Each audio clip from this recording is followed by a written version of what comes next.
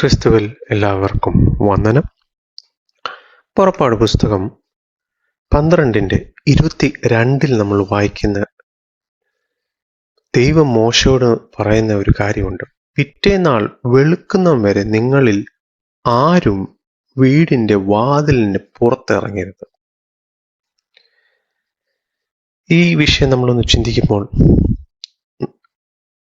നമ്മൾ കാണുന്നത് അവസാനത്തെ ബാധയാണ് മിസ്രയീം ജനത്തിൽ നടക്കുന്നത്.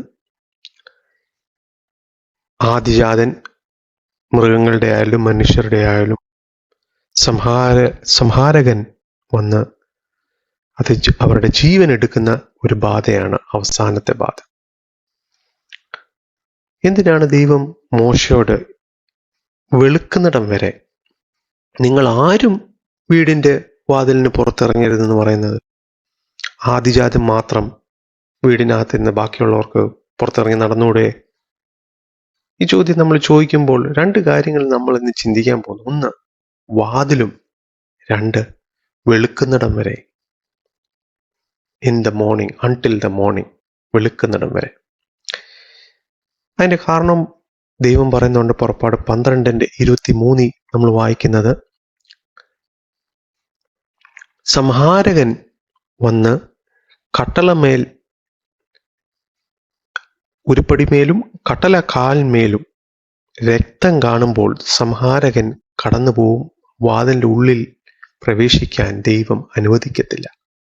അപ്പൊ പുറത്തെന്തോ ഒരു സംഭവം നടക്കുന്നുണ്ട്. സംഹാരകൻ വരുവാൻ സമ്മതിക്കുകയുമില്ല ഈ രക്തം കാണുമ്പോൾ.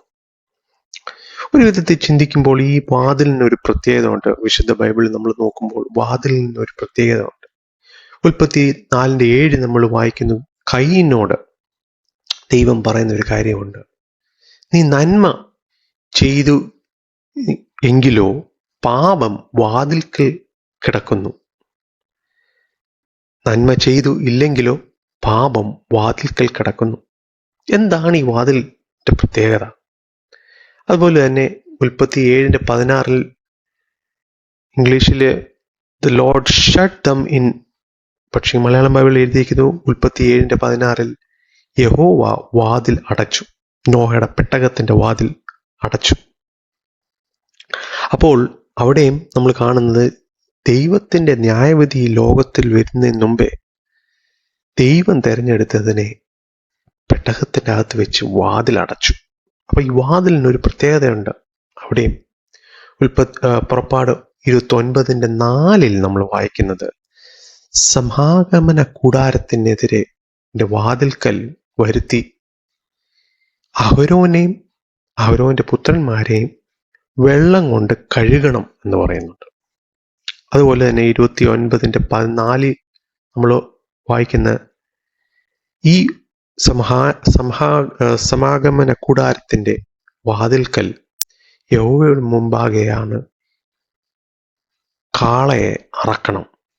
അവിടെയും വാതിലിന്റെ മുൻപാകെയാണ്. അതുപോലെ തന്നെ പുറപ്പാട് 29:32 നമ്മൾ വായിക്കുന്നു, അതായത് മാംസവും അപ്പവും അഹരോനും അവന്റെ പുത്രന്മാരും വാതിൽക്കൽ വെച്ച് തിന്നണമെന്ന്.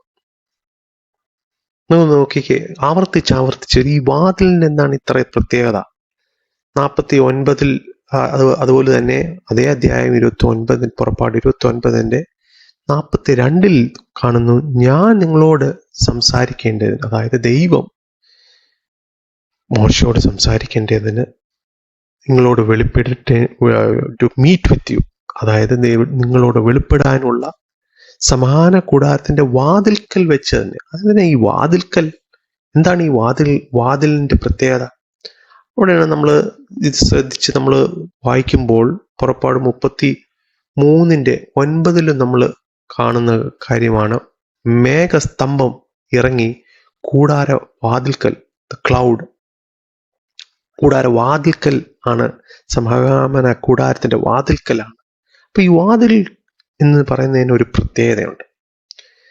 യോഹന്നാൻ സുവിശേഷം 10-ാം അധ്യായത്തിൽ നമ്മൾ വായിക്കുന്നുണ്ട്, യേശു ക്രിസ്തു പറയുന്ന കാര്യമാണ്, ആമേൻ ആമേൻ ഞാൻ നിങ്ങളോട് പറയുന്നു, ആടുകളുടെ വാതിൽ ഞാനാകുന്നു. അപ്പൊ യേശു ക്രിസ്തുവാണ് ഈ വാതിൽ. ഈ വാതിലിന്റെ ഉള്ളിലാണ് കൈൻ കടക്കാൻ പ്രയാസപ്പെട്ടത്. കാരണം രക്തച്ചൊരിച്ചിലില്ലാതെ പാപമോചനമില്ല. കൈനോട് ദൈവം പറയുന്നു, പാപം വാതിൽക്കലിരിക്കുന്നു.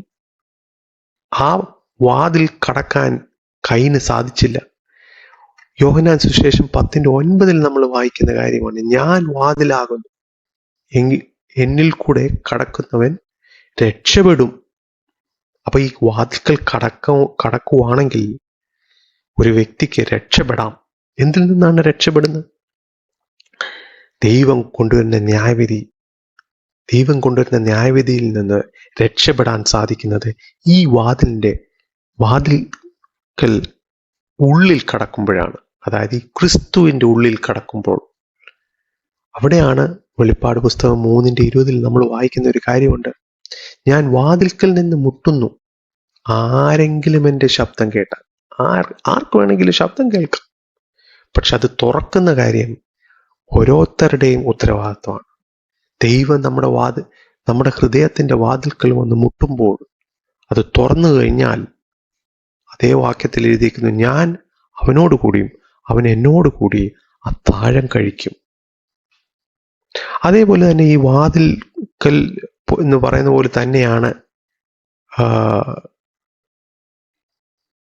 അതേ വാക്യത്തിൽ മോശയോട് പറയുന്നത്, വെളുക്കുന്നിടം വരെ, അതായത് in the morning, until the morning, വെളുക്കുന്നിടം വരെ ആരും പുറത്തിറങ്ങരുത്. നമുക്കറിയാം, നമ്മൾ വിശുദ്ധ ബൈബിളിൽ പഠിക്കുമ്പോൾ ഈ വെളുക്കുന്ന അല്ലെങ്കിൽ മോർണിംഗിന് ഒരു പ്രത്യേകതയുണ്ട്. സങ്കീർത്തനം 30:5 നമ്മൾ വായിക്കുന്ന ഒരു കാര്യമുണ്ട്, ഈ രാവിലത്തെ കാര്യത്തിന്റെ പ്രത്യേകത. അതായത് ഇസ്രായേൽ മക്കൾക്കറിയാം, രാവിലെ വരുമ്പോൾ പഴയതെല്ലാം മാറി പുതിയൊരു ജീവിതം തുടങ്ങാൻ പോവുകയാണ്.